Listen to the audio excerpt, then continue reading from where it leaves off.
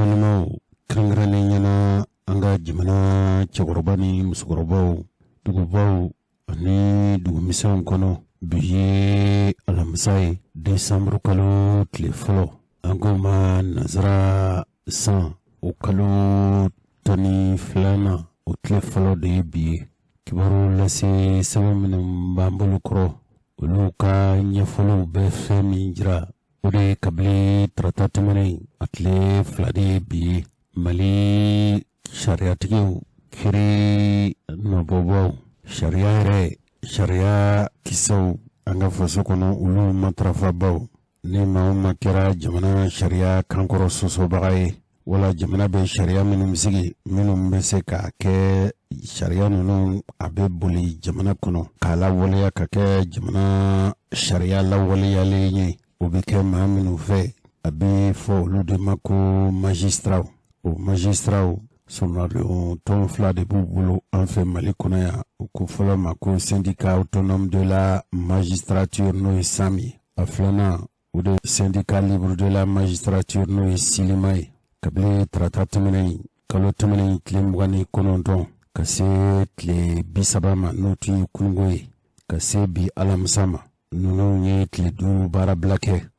blakuni fem nye ko kubayini jamana marabaw fe sharia sun no constitution anga fosake jamana sharia Allah tigali shumba dantigali ni ani jamana labwale ali o sharia sun abe fodi mako constitution hala ma wale ya foloko ni ngania talinye Mali ba fe ka la wale ya befo mako projet de loi Mali ba fe ko okura mi ta no yira ka fochugola jamana marabaw ni do ko do la teme fanga do yira ko wati la teme fanga do ko frontier fanga ba fe ka yelma do Mali sharia buli chugo ani dandigali ni sigika sharia sumba sharia kise do ka yelma do la pour ko projet de loi ko Mali marabaw ko bla sabu ngania min talendo halina ya soro kama la wale afoloke ko Mali marabaw ba fe ka sharia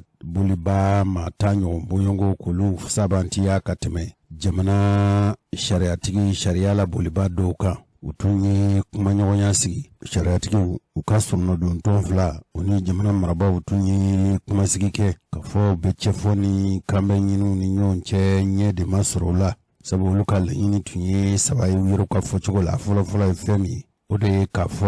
jamana ba fe ka jamana dantigeli sigika sharia sun sharia kise mun do yelema ni obe talike ulumnu ye sharia tigi uye uka bara labe chugola krengreni nyana mi ye kriblomi no be jamana kriblom be ni sanche no kwa mako cour supreme ko jamana ba fe ka sharia mi ta ba fe ka yelema do u kritique baw u sharia tigi uka bara la yelema mi adabora o kriblo indronde ka nafakama koluti jenai o ni krire abisika nobo chugomi luire suruna don tonfla o ko ni sharia mi mba fe ka ta fasofe no bina talike olumunye kiri bulibaw ye olumi kiri sigibaw ye oluta sigi faso de ba sigi ni faso ya sigi oluba la buli jamana kono olu yeraw ka bara bike bara chugomi kwa kera inafo ningoni ndabora maado de magonye ninkama tikbanza wa kwa be dankari olumunu ye shariatigi we kwa be dankari jamana dantigeli ni sigika uku Mali shariatigi ka bara be wiro dine ngania ni sharia la botoli ude bulo note jamana kamaraka bulu karabale mininte ulu kana fiyo Mali marabaw ulu koko niyaye jamana ba nyinina ka sharia ka ulu shariatigi ka yelema do krengren nyana mi kriblo mi be jamana kriblo be la jeleni sanche bukungare tala sabu ulu fe shariatigi sharia dombaw krengren nyana kuniyaye mi jamana marabaw ye kuniyaye ba fe kriblo mi be no ye jamana kriblo mi be kriblo be ni sanche no ye cour supreme o barakela ni muaminu ntara ni lafien bo sabu mabe barake fuka ishi se san hake dola no sera dro ekanga barabla o kunga ko mi u kriblo moye ko u manganka barabla ko sabu olu bɛ tɔmɔ jamana fɛ ka san hakɛ dɔ de d'u ma k'u ka kɛ kiritigɛla ye o kiribulon na. N'a tun y'a sɔrɔ k'a fɔ u si baara u bɛ baara kɛ ka se si hakɛ min na n'o kɔni y'u sɔrɔ o kiribulon in ɲɛmɔgɔya la, ko yamaruya bɛ d'u ma waati min bolo dara u ye o ɲɛmɔgɔya la u k'u fori fɔlɔ ka sɔrɔ ka taa baara bila la. K'a dabɔkun ye fɛn min ye o de ye k'a fɔ jamana in kɔnɔ sariyatigiw man ca ka hakɛ dɔ bɔ, k'a kun ye o hakɛ labɔlibaliya a kana kɛ sabu ye min b'a to kiritigɛlaw olu bɛ baara bila ka sɔrɔ u nɔna bila ma sɔrɔ. Min ye jamana marabaaw olu ka dalu dɔ ye. Min ye surunnadontɔn 2 ye olu y'a jira k'a fɔ min ye jamana marabaaw ye ko o kuma o tɛ dalu ye, sabu nin tɛ tɛmɛ ninnu maa tɛ tɛmɛ maa tan ɲɔgɔn bɔɲɔgɔnko kan, k'a fɔ ko maa tan dɔrɔn ko n'u bɔra kiritigɛlaw la ko a bɛna ni baara kɛ jɔnjɔn b'a sɔrɔbaliya ye k'o tɛ dalu ye, sabu a bɛna ni gɛlɛya wɛrɛw de ye. K'u ka laɲini filanan ye fɛn min ye o ye sariya ye, sariya min bɛ tali kɛ olu minnu ye kiritigɛlaw ye, hali n'a y'a sɔrɔ k'a fɔ olu sariyatigi ninnu u sariya matarafabaw k'u ka baara hakɛw kiimɛw ana sariyaw ka yɛlɛma don a la ko nin ye fɛn ye fɛn min ɲininen don a ka ca ni san 7 ye. Olu ka laɲini laban bɛ tali kɛ kiribulon ninnu u bɛ se ka hakɛya cogo di, kiribulon jumɛn ni bɛ kiribulon jumɛn ye, kiribulon jumɛn kan ka sigi kiribulon jumɛn sanfɛ, o y'olu ka laɲini ɲɛma sɔrɔ a la. U ko n'u ka laɲini ma sɔrɔ nin tile 5 in kɔnɔ k'u bɛ baara bila tuguni, hali ni san wɛrɛ n'a kiritigɛ kɛnɛ bulon da yɛlɛla olu na funu ka baara bila. Ni waati min n'u kɛra baara bila fɛn ye, maa minnu n'olu ka ko bɛ sariya bolo olu kɔni kamana gwannen don kosɛbɛ. Bamakɔ yɛrɛ ba numanfɛnya bolo fɛ mɔgɔ caman bɛ minnu kɔni a kɛra olu bolo jigilatigɛba ye. Nin ye studio Tamani ka kibaruya laselen ye. Cɛkɔrɔba ni musokɔrɔbaw cogo min faamuyali jɔnjɔn bɛ sɔrɔ, sabu minnu ye ko walawalew kɛbaa ye u ka ko kɛkun ye fɛn min ye u bɛ ɲɛ sɔrɔ cogo min na u ye u yɛrɛw ka ɲɛfɔli kɛ. Kiritigɛlaw ka sɔrɔnadontɔn o ɲɛmɔgɔ dɔ ɲiningara VOA Afrique kunnafoni lasela o fɛ olu ka baara bila kun ye min ye, a ye dantigɛli min kɛ ka ɲɛfɔli kɛ o filɛ nin ye. An ye sigikafɔ kɛ siɲɛ 3 o sigikafɔ bɛɛ kɔnɔ foyi ma se ka ɲɛnabɔ, an ma se ka bɛn a la. Ne bɛn ma k'a la, o de kama an ye baara ɲɔngiri bi mardi don in na k'a ta mini wagati ka na bila fo tile 5. O tile 5 kɔnɔ an bɛ baara bila kɛ an ka kiritigɛ yɔrɔ bɛɛ bɛ Mali territoire bɛɛ kan. K'a bɛ kɛ tile 5 kɔnɔ ni an ma se ka bɛn a la o kɔnɔna na an b'a fɔ o ma ko récolte pour an bɛ se ka tigɛ a kan. O de kɛra an ka décision talen ka baara ɲɔngiri bi tile 5 ka tila ka rentrée judiciaire fana k'o boycotter. An ma se ka ɲɔgɔn faamuya yɔrɔ min na an ko wa sariya tɛ minnu bɛ fɛ ka yɛlɛma don a la ka dɔ fara Cour suprême baarakɛlaw si kan n'o ni an ka statut tɛ taa ani constitution fana tɛ taa. An ko k'o sariya tɛ bila pewu. Gouvernement ma bougé ka bɔ o point kan, an fana bɛ o point kelen de kan parce que ni sariya ma bila a cɛ man ɲi parce que sariya in bɛ wolomali de kɛ a bɛ magistrats bɔ ɲɔgɔn na. Or Mali magistrat ye magistrat 513 ye.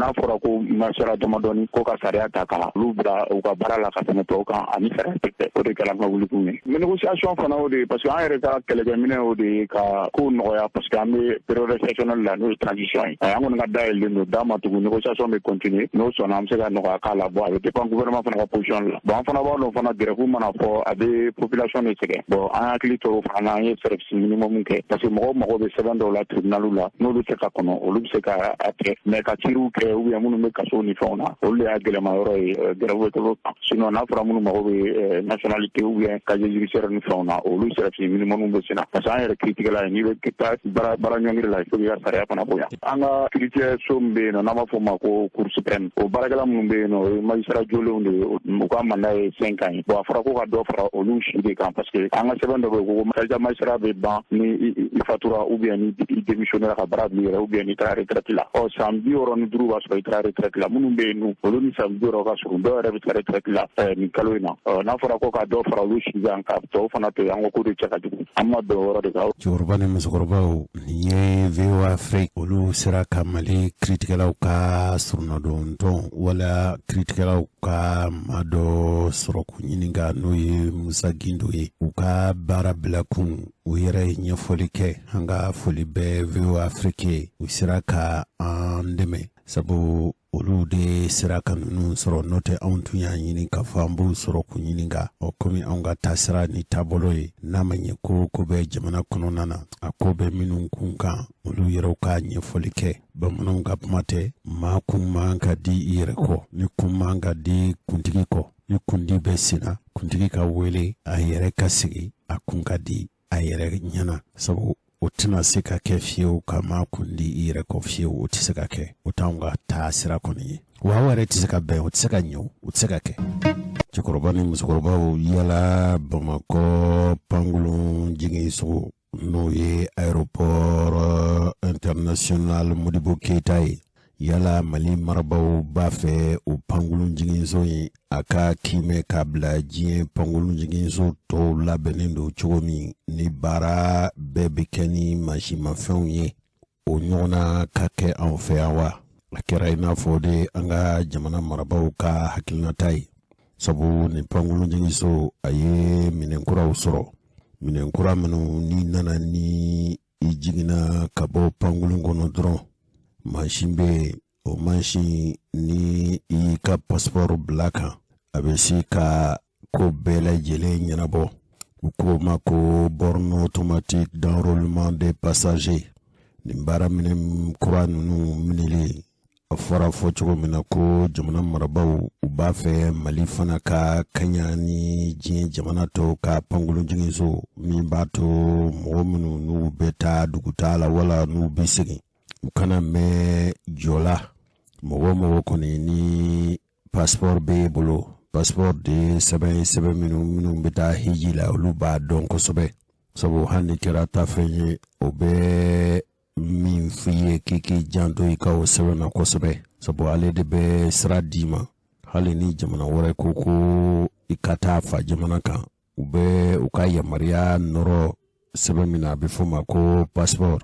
nka u y'a jira k'a fɔ nin fɛn in kɔni a dabɔlen don malidenw dɔrɔn de kama min b'a to u ka joli kana mɛn pankulun jiginso la nin ye baaraminɛn kuraw ye minnu kɔni a bɛ fɔ minnu ma ko kɔdan baaraminɛnw nin ye fɛn min malidenw n'u kɔni kɛra nafɛn ye n'u bɔra wali jamanaw kan n'u nana dɔrɔn u ka sɛbɛnw jateminɛli ka teli kosɛbɛ n'u kɛra u sina bɛ teliya olu bɛ teliya ka t'u ka denbaya kɔnɔ cogo min an bɛ se ka faamuyali sɔrɔ a baara in kɛbaaw an ka u yɛrɛ lamɛn fɛn min y'an na se yan bi an ye borne automatique kura dɔw sigira borne ye mun ye mun b'a to ni pasajew nana u ka passeportw bɛɛ lajɛ sɛgɛsɛgɛ yɔrɔ min na yanni u ka se u ka bagages ta yɔrɔ la a fɔ ma ko borne automatique an ta nana borne automatique de don kɔrɔlen borne min tun bɛ yan seegin de tun bɛ yen polisiw bɛ baara kɛ kɔnɔna na maintenant sisan comme mɔgɔw y'a ye k'a fɔ an y'a ye k'a fɔ ko tuma caman na mɔgɔw b'a fɔ ko aran ka jan aran ka jan donc an y'a ye sisan ka borne automatique dɔw de bila en place pour le moment seegin fana de bɛ yen mais seegin ninnu na saba bilalen don ni pasajew tatɔla don n'u b'a fɔ ma ko départ duuru bilalen don u b'a fɔ ma ko arrivé ni pasajew sera yan pour que automatiquement u bɛ na dɔrɔn ka n'u ka passeport da u ka passeport da n'i ka passeport da n'i ka passeport ni problème foyi tɛ passeport la ni passeport da dɔrɔn n'a y'a sɔrɔ n'i delila ka i tɔgɔ bɛ an ka données kɔnɔ n'i ka passeport da hali a tɛ minute kelen sɔrɔ papier dɔ bɛ d'i ma o papier i b'o da i ka passeport i bɛ taa n'o ye u b'o scanner n'u y'o scanner dɔrɔn e bɛ se ka continuer ka i ka fɛn i ka bagages nɔfɛ avantage ye mun ye aramba mun jɔlen don a bɛ dɔ bɔ olu la et puis avantage yɛrɛ ye min ye c'est que a borne ninnu maliyɛnw dɔrɔn de bɛ se k'a kɛ passeport maliyɛn bɛ mɔgɔ mun bolo passeport maliyɛn bɛ mɔgɔ mun bolo olu dɔrɔn de bɛ se ka tɛmɛ a yɔrɔ fɛ donc o de ye avantage ba ye parce que an ka diaspora mɔgɔw an ka kɔfɛ mɔgɔw olu ka laɲini tun ye o de ye pour que an ka sɔrɔ aéroport la yan fɛn dɔ ka se ka sɔrɔ pour que olu ka tɛmɛ yɔrɔ ka se ka sɔrɔ dunanw kana na tɛmɛ yɔrɔ kelen fɛ donc ala n'an ka faamaw yɛrɛ barakala o kɔni an ye o ɲɛ sɔrɔla bi. cɛkɔrɔba ni musokɔrɔbaw nin ye kolonɛl Lasana Togolaya ale de ye Bamakɔ pankulun jigin suguba ale de y'a kuntigi ye bi cɛkɔrɔba ni musokɔrɔbaw yala aw b'a faamu cogo di k'a fɔ Mali bɛ fɛn minnu donni ka bɔ jamana kɔ kan ka t'u feere ka fɛn ɲini o la n'i ye o jateminɛ anw bɛ fɛn minnu donni ka taa n'o ye jamana kɔ kan 180 o ye sanu baara ani dugujukɔrɔ nafolo o b'a jira k'a fɔ dugujukɔrɔ nafolo tɔnɔ ka bon Mali sɔrɔ la kosɛbɛ a ti ɲɛ fɛn min kɔ yala a ti ɲɛɲini sa wa Mali marabaw ko u bɛna lajɔli kɛ fɔlɔ Mahoma ni ko kibina mali dugu jukɔrɔ nafolo a mana k'a fɛn o fɛn ka kɛrɛnkɛrɛn ɲɛna min ye sanu ye fo ka se mali dugu jukɔrɔ nafolo fɛn tɔw ma yamaruya min b'i bolo i bɛna ɲinini kɛ n'i kɛra sɔrɔ fɛn ye dugu jukɔrɔ nafolo n'i y'a dɔn k'a fɔ e taara yɔrɔ min dugu jukɔrɔ nafolo tɔnɔma bɛ yen i bɛ se k'a bɔ n'a bɛ kɛ ni jamana ka yamaruya min ye ko jɔlen don n'a bɛ fɔ o ma ko délivrance de titre minier nin ye kibaruya min dantigɛli kɛra an ka minisiri min sigilen don jamana dugu jukɔrɔ ko nafolo bɔli la ntɛnɛn tɛmɛnen n'o bɛnna ni kalo tɛmɛnen tile 28 ma minisiri Lamine Traoré fɛ a ko n'i y'a ye k'a fɔ nin ko ninnu bɛ kɛ a kɛkun tɛ foyi ye a kɛra i n'a fɔ mɔɔw hawujalen don ka sin Mali ma ni bɛɛ bɛ girin Mali kan nka a nana kɛ mɔɔw bɛna n'u kɛra nafɛn ye yamaruya bɛ d'u ma di cogo la tuma dɔ la a ti ɲɛɲini a ti nɔbɔ foyi cogo min Mali bɛ se ka a nafa n'a tɔnɔ bɔ o ko sɛbɛnkura tɛna di mɔgɔ ma tuguni ka yamaruya di ma i kana ɲinini kɛ Mali dugukolo sanfɛ o kɔfɛ ni i bɛ ka fɛn min ɲini n'o ye dugu jukɔrɔ nafolo ye n'o kɛra ka fɔ yɔrɔ min sɔrɔ a caman baden bɛ yen o tuma i tun bɛ se k'a bɔ ko sɛbɛnw dili jɔ sabu yɛlɛma b'a fɛ ka don Mali baarakow la ɲinɛ san Mali y'a jira k'a fɔ sanubɔ cakɛbondaso bɛ Mali kɔnɔ yan Mali bɛ taa ka taa a cakɛbondaso bɛɛ lajɛlen ka taa lajɛ baara bɛ kɛ cogo min bɛnkan min bɛ u ni Mali cɛ yala o sanu o bɛnkan ninnu sanu minnu bɛ bɔ a bɛ kɛ o cogo la wa don waati ani furancɛ fanga ɲɛmɔgɔ a tun ye bolonɔbila kɛ kalo tɛmɛnen ni sariya la k'a fɔ ko sanubɔ cakɛbondaso kura ka dayɛlɛ laɲini ye fɛn min ye Mali yɛrɛ k'a ka sanu tɔnɔ bɔ ten sa hakilila jiginna sanu n'i ye jateminɛ kɛ Mali dugukɔrɔ nafolo bɔli la sanu kelen ka jɔyɔrɔ ye 198 nka n'i ye jateminɛ kɛ Mali a bɛ sɔrɔ min kɛ san kɔnɔ 100 sanu kelen ka jɔyɔrɔ ye 10 ye nka Mali bɛ fɛn minnu donni ka bɔ 100 n'i ye jateminɛ kɛ i b'a ye k'a fɔ sanu kelen ka jɔda bɛ taa fo 80 ɲɔgɔn bonyɔngo la nka sanu bɛ bɔ cogo minnu n'an fɛ Mali kɔnɔ yan a kɛra ko a ti bɔ ni sariya ye kɔlɔsili jɔnjɔn t'a la o de la dugu jukɔrɔ nafolo olu bɛ bɔ wala bɔli bɛ ɲɛɲini ɲɛmɔgɔya bondaso min na n'o ye direction nationale de la géologie et des mines ye yala o bɛ janfa de la wa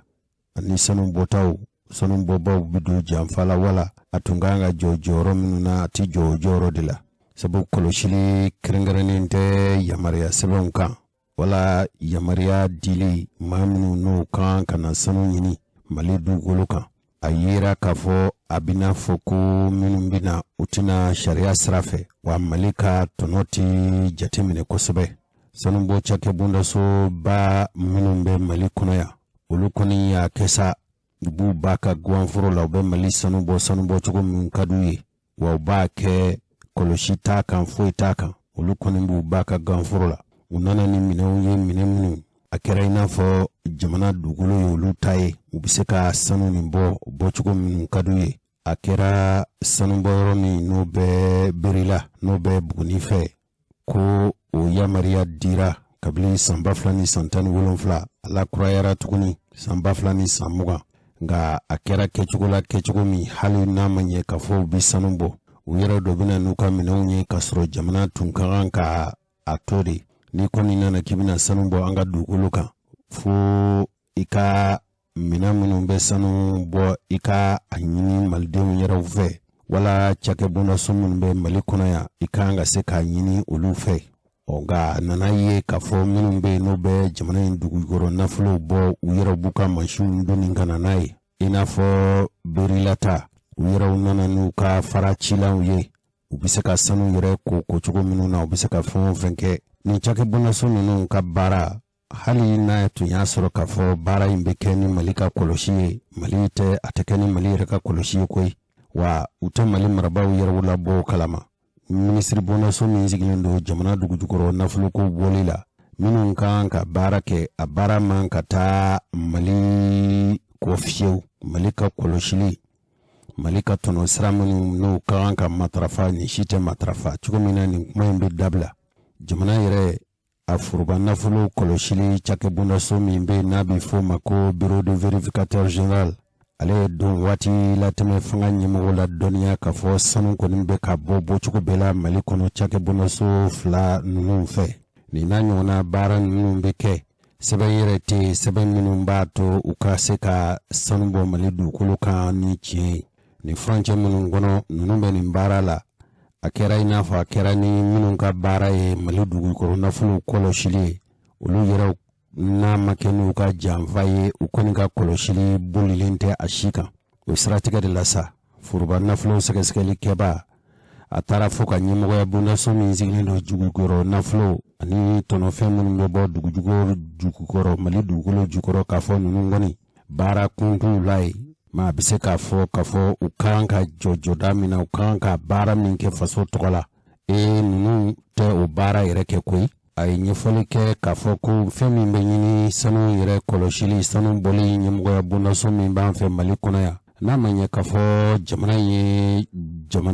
min dugukɔrɔ nafolo ka ca kosɛbɛ n'a ma ɲɛ k'a fɔ a bɛ bɔ a kan ka wajibiya minnu ko nafolo b'u kun ni diɲɛ jamana wɛrɛ mɔgɔw don u kana ni sɛbɛnw ye sɛbɛn minnu a bɛ se k'a d'u ma k'a fɔ ka Mali dugukɔrɔ nafolo bɔ. O lajɛ de tun bɛ sen na minisiri bondaso min sigilen don an ka jamana dugukɔrɔ nafolo ko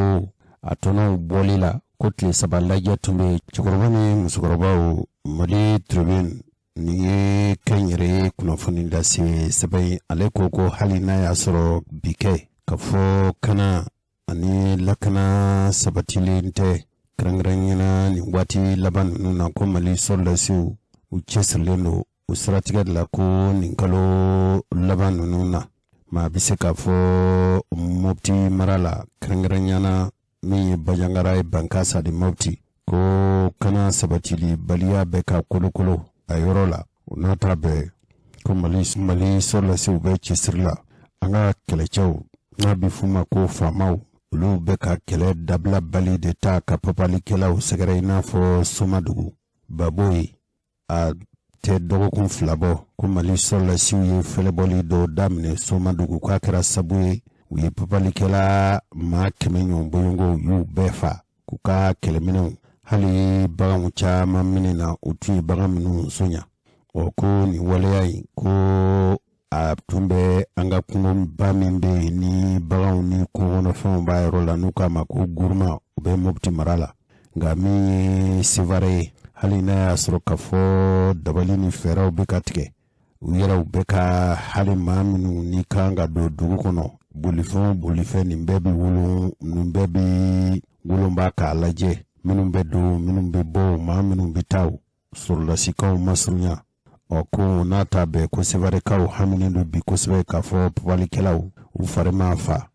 dɔw ɲininkalen olu ko hali n'a y'a sɔrɔ ko an dalen don an ka kɛlɛkɛcɛw la kɛ ko nka ko maa kɛ cogo min ye Gawo ye Menaka ni Ansongo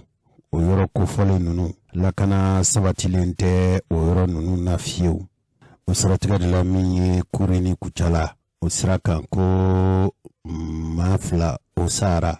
4 jogina nin ye bingani wale bolifɛn minnu bɛ yen n'u bɛɛ mugu don a bolifɛn ninnu ɲɛ a bɛ fɔ min ma ko engin explosif Mali soldasiw ka bolifɛn dɔ yɛlɛnna o mugu pɛrɛnta kan Urugila ni Sokunba cɛ o ye Yoroso mara ye kibaruya in sɔrɔla ka bɔ an ka kana ni lakana dabali fɛɛrɛtigɛbaw olu ko k'olu ka fɛlɛbɔli dɔ tun bɛ sen na u kɛn bɛ ka fɛn min boloda n'o de ye ka papalikɛla ninnu ka t'u fɛlɛbɔ Kori ni Kucala cɛ a bɛɛ ka ca ni kalo 4 ye bi Mali soldasiw kɔni bɛ yɛlɛ o bolifɛn ninnu o mugu pɛrɛnta ninnu kan ni Ala sɔnna ma Yoroso an ka laselikɛla minnu bɛ yen an bɛna sɛgɛsɛgɛli kɛ u ka an ladɔnniya cɛkɔrɔba ni musokɔrɔba maa dɔw soɲanen tun don n'a bɛ f'u ma ko otage n'a fɔ i ka taa mɔgɔ suɲɛ ka minɛ ka taa dogo n'a dogora i bɛ fɛn min ɲini a somɔgɔw fɛ o ye wari de ye ko maa minɛnen dɔw latilala nka mɔgɔ dɔw fana bɛ yen olu minɛlen don kɛrɛnkɛrɛnnena Mopti ni Segu ani Mali kɔrɔn fɛ an ka kɛlɛbolo min bɛ yen n'a bɛ f'o ma ko force spéciale ni ye kɛlɛcɛŋanaw ye k'olu kɛra sabu ye ka maa dɔw latila kari tɛmɛnen n'o bɛnna Novembre kalo tile 27 ma a kɛra Misabugu misabugu bɛ anw fɛ Bamakɔ yan nin fɛlɛbɔli wale ninnu kɛli min kɛra an ka jamana sɔrɔdasiw fɛ an ka jamana kana fɛɛrɛtigɛbaw fɛ nin kojugukɛla ninnu ani nin drogue feerela ninnu ko maa 4 tun bɛ o la nin si tɛ jamanaden kelen ma o ye ninnu kɔni sera ka minɛ Mali marabaaw ye dantigɛli kɛ jamana minisiri bondason min sigilen don kana ni jamanadenw lakana ni siratigɛ la ko y'a jira k'a fɔ olu sera ka maa dɔw latila ka sabu kɛ ko ɲɛɲini ni kibaruya jɔnjɔn sɔrɔli ye sɛbɛn min n'o fɔra ko maa 10 ɲɔgɔn bɔɲɔgɔnko tun minɛlen don k'u sɔnya ka t'u jagoya datugu f'u somɔgɔw ka wari sara o maa 10 na ko muso 3 tun b'a la denmisɛnnin 6 tun b'a la nin bɛɛ ye du kelen mɔgɔw ye ninnu sɔnyana novembre kalo tile 18 tɛmɛnen minnu kɛra minɛbaw ye u ko f'u somɔgɔw ka sefa wari miliyɔn 900 de sara cogo min u somɔgɔw bɛ se k'a bila wala u ka kibaruya jɔnjɔn di min bɛ se k'a to Mali douaniers ye drogue dɔw minɛ kɔsa in na a sonyabaw dɔw fɛ ko fo kibaru jɔnjɔn ka di min b'a to olu bɛ se k'o lasɔrɔ cogo min hali n'a y'a sɔrɔ an ka dɔnkibaru tɛmɛnen an y'a jira u la k'a fɔ tɔmori dɔ fana minɛna kabini novembre kalo tile 10 tɛmɛnen fo ka se nin yɔrɔ ma ale kɔni ma ye nka min ye nin ko ninnu masurunyamɔgɔw ye ko sɛgɛsɛgɛliw bɛɛ senna cɛkɔrɔba ni musokɔrɔbaw hali an baarakɛɲɔgɔn kunnafonilasira dɔ n'o ye Musa Diko ye Hamadu no Ɲani Buli ani Faransikaw ka kunnafonilasira dɔ bɛ yen n'o ye Olivier Dubois ye ninnu bɛɛ bolola a dɔw minɛli bɛ san 2 bɔ bi dɔw yɛrɛ bɛ san 1 bɔ olu dɔrɔn tɛ hali jamana ka fanga ka cɛsigi a bɛ fɔ minnu ma ko administrateur civil olu dɔw minɛlen don maa tɛ olu dɔw kibaruya dɔn o ye préfet dɔ ye n'o ye Farako préfet Ali Sise ani Gourma Rose o fanga ka cɛsigi min fana bɛ yen n'o ye Drissa Sanogo ye ninnu minɛna dɔw minɛli bɛ san 3 bɔ bi dɔw yɛrɛ minɛli bɛ san 2 bɔ bi n'i y'a ye k'a fɔ nin ko ninnu bɛ ka caya sisan ka mɔgɔw sunya nin waati laban ninnu na mɔgɔw bɛna sunya fo Bamakɔ yan lakana ko ɲɛɲini a n'a sɛgɛsɛgɛli kɛbaw ko Mali marabaw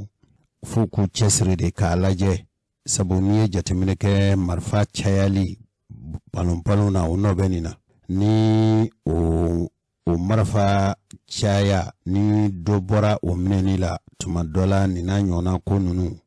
n'a lajɛra ni ji ɲama jɔlen ye tuma dɔ la nin ko ninnu bɛ se ka bɔjɔ studio tamani y'a jira k'a fɔ kalo tɛmɛnen tile 24 ko cɛ marifatigi dɔ a bɛ ɲini ka maa 20 ɲɔgɔn bɔɲɔgɔnko bɔ ninnu tun bɛ moto ba la ko ninnu taara bin dugu dɔ n'o ye togoda bugu fiyɛ dɔ ye maa minnu ni bolila k'u sigiyɔrɔ bila nka nin yɔrɔ in ye Tasharan de ye Tasharan bɛ Gunzurɛ fɛ ani Gawo yɛrɛ dugu cɛ tɛ tɛmɛ kilo 19 hakɛ ma nin bingani wale a dɔgɔyalen mɔgɔ 2 ye k'u ye baganw doni ka taa n'a ye mɔgɔ minnu ye kibaruya sɔrɔ ka bɔ a yɔrɔ la ko nin marifatigi ninnu kɔni n'u taara dɔrɔn k'u ye mugu wuli mɔgɔw la ten k'u ni halaki gansan. Jose kunu no bɛnna araba ma novembre kalo tile 30 nɛgɛ kaɲa 14 waati seli fanaw jiginnen kɔfɛ mankanba de tun bɛ Kati kɔnɔ. I b'a dɔn Kati ye dugu min ni Bamakɔ cɛla tɛ tɛmɛ kilomɛtiri 15 kan nka Kati ni kɛlɛ wulila Kati a kɛra sugu o sugu ye min bɛ tali kɛ sɔrɔdasiw ka murutili ma wo min bɛ tali kɛ Kati yɛrɛ dugu sigibaw ka murutili ma wo Bamakɔkaw bɛ siran dɛ parce que Kati yangalen don Bamakɔ ni sanfɛla de cɛ n'a fɔra ko Katikaw murutilen don yɔrɔ fɔlɔ min kan ka hami o ye Bamakɔ ye o de la kunu nɛgɛ kaɲa 14 waati i b'a dɔn Kati dugu donda n'a bɔda postu de bɛ yen nɔ péage bɛ yen et puis postu fana bɛ yen minnu bɛ tali kɛ sɛgɛsɛgɛli la mɔgɔ donta ni mɔgɔ bɔtaw n'an ko a ma ko poste de contrôle Jose o poste de contrôle min bɛ Kati mɔgɔw de bɔra kunu k'a ɲini jamana ɲɛmɔgɔw fɛ ko fo ka poste de contrôle in wuli ka bɔ yen Katikaw dɔrɔn tun tɛ dɛ siraba yɛrɛ bolibagaw n'o ye syndicat de transporteurs ye minnu bɛ bɔ duguba ni dugumusow kɔnɔ ka Kati cɛlatigɛ olu tun b'a la Kati yɔrɔ min bɛ yen n'an ko a ma ko Kati Malibugu farada o denmisɛnw bɔra ka caya ka sira tigɛ ko bolimafɛn tɛ tɛmɛ bolimafɛn tɛ sigi nin kɛra Kati kunu u kɛlen ka sira tigɛ jamana lakanabagaw minnu ka baara ye ka se ka ordre public k'o kɔlɔsi mɔgɔ kana se ka o tɔɲɔ lakanabagaw nalen mba fie uni jama karla nyogona de uni jama karla nyogona akira mangamba de mo saba koni olu koni banara transporteur uni katikaw uka lañini mi ko ka postu de contrôle mimbe kati bodala ko ka wuli ka boy kadaga bengando kera katikaw ni ministre min ka bara nyashile ndo sirabaw kunya nyana bolima ayret jabalala ministère des transports et des infrastructures routières ou benaminka jamana marabolo nyamo yaira à travers le ministre des transports ko postu mena wuli ka bo kati katabla kolokani ni zambugu chela la postu yin kabena ta blind donc katikaw utu sigilembe ka domin kono abe ko mo de sera kadaga benga min kera uni jamana nyamo che o tuye novembre kalo kletani durudi ibado o temena mise ka fo o temena ni kletani woro ebi kadaga ambe décembre kalo kle folola abe ko mi laydu matime ni laydu matime ayatu mo dusu kashira katikaw bora o de la kunu ko benga min temenu ni ministre che o benga yin a wakati temena nga kati re kono jamana ka che sigi min be no e préfet ibado bi kati préfet baye Aruna Jara kabina be sous préfet la be kati Aruna te duna kati de mise ka fo kati sigi bagadu kadaga ay wakati min ke kati madala ka fo aga service konna la ka yo nyogona kero wore ne ko nga doni ma bulaka Aruna ya fuye kuka sabali wakati temenona ko ka ko imbo adokoro akuma kuka sabali ko ka ko imbo adokoro ka reporter ale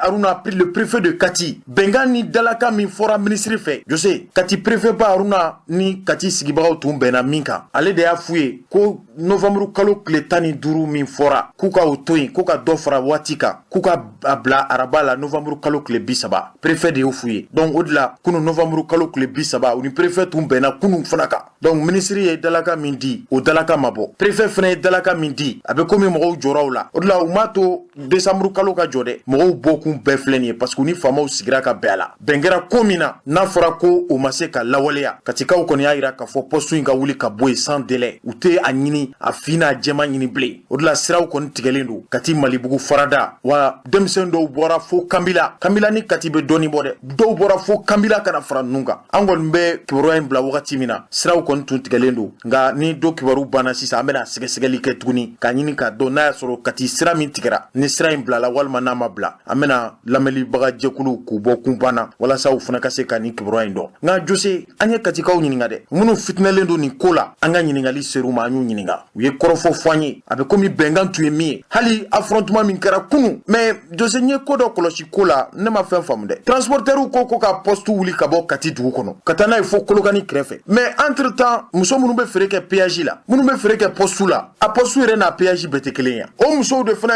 ya ira ka fo koni postu wuli la ka boy kulu be balo togo di kulu e demba ya tigudi kulu e nasongo nyinaw di o kera muso do fana ka kuma ye do fana felate postu wuli parce que ulu dairi me de be postu la ye ni postu tara kambila ni kolokani nunu marala aka chala fe kati muso munu da balo be postu la ulu tna se ka balo ble o yulu fana ka kuma ye nga mo munu mena kuma sisa jose anga kluma jo kulame mo do ba fo ka kuma la kulu ma siratige de ko muso de siratige ko kati muso de siratige yame ko kati muso do de siratige do re ko frikala muso de siratige kuma kelente ka fode atigra dauda la ngon be ka ko insege anga chido tumbe kati dugu kono kunu uka sheria fleni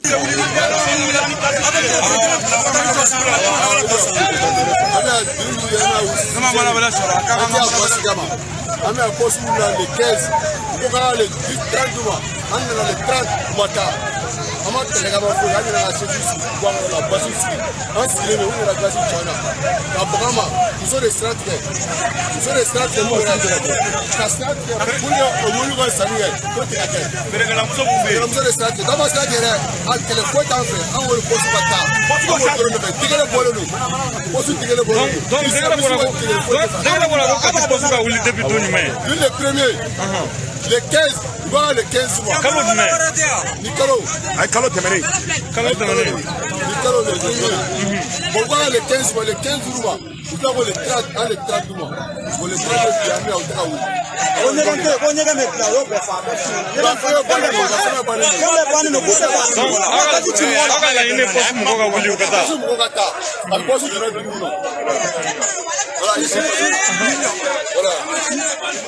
vraiment, c'est vraiment pas jamais. On va bien le poste pour là. Vraiment, poste pour le groupe. On va passer par la caisse pour ma bête, ma bête. On va te mettre sur le complet, on a beaucoup de boulot. On va te mettre dans un problème. Si vous faites un problème, on fait un problème. On fait un problème. vraiment an kɔni poste kɔnɔ dugu kɔnɔ kɔfɛla la kati malibugu de don farada la kati farada contrôle poste a wulila ministre de degré bɔ fo ka wuli ka taa ɲɛfɛ a poste o y'a bɔ télé la poste wulila mari ye poli kɛ an ka sɛnɛma ma fɛn bɛɛ kɛra poste ka taa ɲɛfɛ bawo kɔni nana yiri kɔni tɛ wɛrɛ ye vraiment an kɔni sɛgɛnnen don poste in na parce que an ye min transport ye an y'an so jɔ kabila ninnu ni tarani ninnu na ani kantigiya ninnu na n'an bɛ taa so a kuma ka ca an bɛ sigi an sigi a kojugu an bɛ taasi fana bɛ sira kan waati bɛɛ olu bɛ bin dugu ma an ka dugu dɔw yɛrɛ faga moto la n'olu la kuma bɛ sira kan bon a pɔsikasi bonyara kojugu bon minisiri ye degere bɔ maintenant an tun bɛ minisiri ka degere bɔ an nana ko ka pɔsi bɛ délai sera u y'a fɔ a ɲɛna k'u kɔrɔ ni 15 jours les 15 jours sera an nana o ka 15 jours d'u ma o ye bi de. donc le 15 novembre pɔsi kun kan ka wuli définitivement ka bɔ Kati. voilà bon bi de dira ma ko bi k'a bɛ wuli bi. ko le 30 k'a bɛ wuli. a ye mun fɔ o kɛra o délai bi bon u y'a yɛlɛma ka bi ko an ka to fo an ka tile wɛrɛ d'u ma an ka fɛɛrɛ o kuma ka bɔ hakili ma b'an jɔ n'o kuma la sa an ma fɛn kɛ an ye dɔ ci dɔ ka baara kɛ olu ka baara kɛ an kana sigi tarafɛn bɛ pɔsi wɛrɛ ko ka pɔsi wɛrɛ parce que a fɔra ko pɔsi b'u la bi donc an ka sigi kɛrɛfɛ feerekɛlamuso minnu nana pɔsi tigɛ sa kabini k'u da kɛrɛfɛ ci ko olu ka feere ko olu ma jɔ olu ka fɛn tɛ sa olu ta kɛrɛfɛ tiɲɛ olu ye sira tigɛ o la aranfɔri nana ka na jati cayara an ka mɔgɔ saba de fana taa dɔgɔtɔrɔso la sa ne ye mɔgɔ saba bila an ka mɔgɔ taa dɔgɔtɔrɔso la o jati caya bɛɛ la ye mɔgɔ tɔgɔ dɔw yɛrɛ b'o magɛrɛ o ni laki tɛmɛna f'u laki jɔra taa dɔgɔtɔrɔso la a ye mɔgɔ ka an ka wele k'a ka isi fama ma dɔrɔn vraiment poste dɔ yɔrɔ min na a ka wuli o su n'a taara ɲɛfɛ an ye kalanso tɔw de an b'u sɔrɔ yen a bɛ dugu kɔnɔ a bɛ ka bɛɛ tɔgɔ a bɛ dugu kɔnɔ bɛɛ sɛgɛnna a ka wuli ka bɔ yan dɔrɔn a taa ɲɛfɛ an bɛ ɲɔgɔn sɔrɔ yen baara ye baara de mais a bɛ yɔrɔ min na sisan c'est trop c'est trop. donc fo poste ka wuli mais sira tigɛli a tɛ nin y'a daminɛlen de ye fo waati jumɛn. u nana kɛlɛ de wuli aranfɔri kɛlɛ de kana gazi cayara o y'a kɛlɛ de o de y'a daminɛ an bɛna tobi sɔgɔma u nana don u nana an sɔrɔ ka. an dɔn aw tun bɛ yan debi sɔgɔma sira kun ma tigɛ. muso de ka sɔrɔ tigɛ an tun tɛ ka to kuma sanni kɛ a dan ye mɔbili ma jɔ ko ne ka sɔrɔ ka sira olu de ye sira tigɛ la kɛlɛ kɛ aranfɔri nana sa olu nana kɛsi caman sigilen de la i y'a faamu o ye kɛsi cɛ an ka mɔgɔ saba de bara la n'a tɛ dɔn sɔrɔ ɲini baasi min na an tɛ dɔwɛrɛ foyi pɔsi ka bɔ yan dɔrɔn a ka taa ɲɛfɛ n'a taara ɲɛfɛ an b'u sɔrɔ an bɛɛ ye wuruci kelen ye an bɛ dugu kɔnɔ fɔlɔ a gɛlɛya b'an kan dugu kɔnɔ yan. merci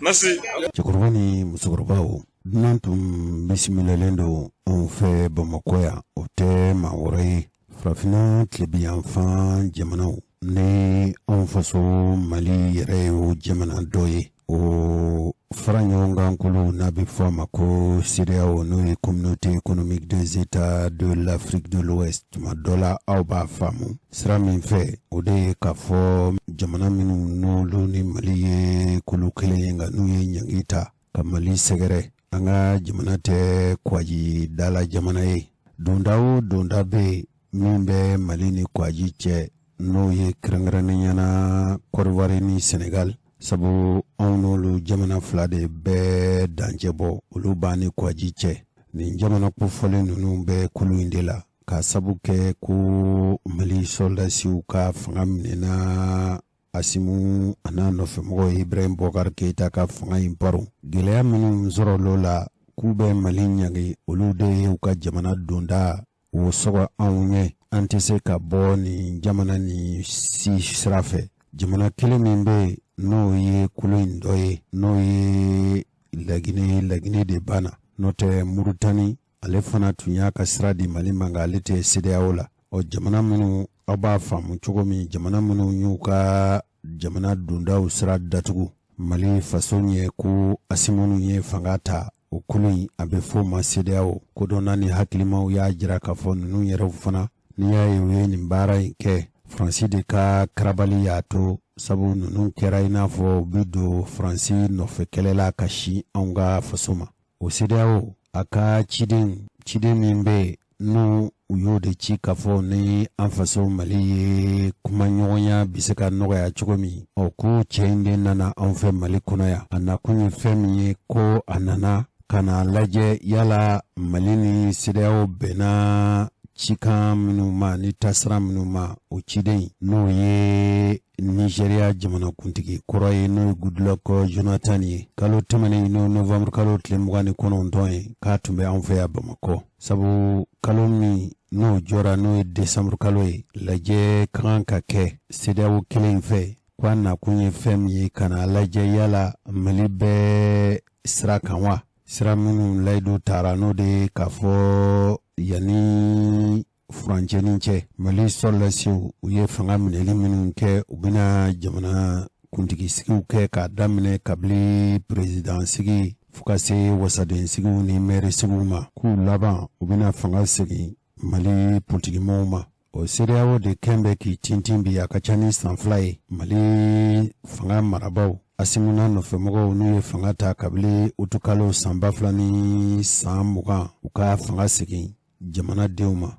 Goodluck Jonathan ɲiningalen kunnafoni lasebaaw fɛ a ko tiɲɛ yɛrɛ la ale wasara kosɛbɛ Mali bɛ ka ɲɛtaa sira sɔrɔ Mali bɛ cɛsiri minnu na o cɛsiri nɔ yera ko ale wasalen don sabu ko min bɛ ka kɛ Mali kɔnɔna na ani dolatɛmɛ fanga ye minnu waati ani furancɛ fanga ɲɛmɔgɔw u ye layidu minnu ta k'u bɛ ka layidu ninnu timɛ ani jamana marabaw ye ɲɔgɔn ye ani Asimu yɛrɛ ye ɲɔgɔn ye Asimu ninnu b'o baara la kabili ɲinɛ san daminɛ waati CEDEAO kɛn bɛ k'u tintini minnu kɛ Mali kan ani diɲɛ jamana maa wɛrɛ Mali sɔrɔlasiw u ye layidu ta k'a fɔ kalo 18 furancɛ la tuma min na u tun ye fanga minɛ n'o ye IBK ka fanga ye nka o kalo 18 san 1 ni kalo 6 in kɔfɛ a nana ye k'a fɔ k'u tun ma ɲɛ sɔrɔ Asimu n'a nɔfɛmɔgɔw laban mɛ kalo san 2000 ni san 21 u sɔrɔla ka fanga in minɛ tuguni sabu Moktar Wan ani Bandaw fanga tun dira olu ma ka furancɛ minnu kɛ a nana ye sɔrɔlasi ninnu fɛ k'a fɔ ninnu tɛ ka taa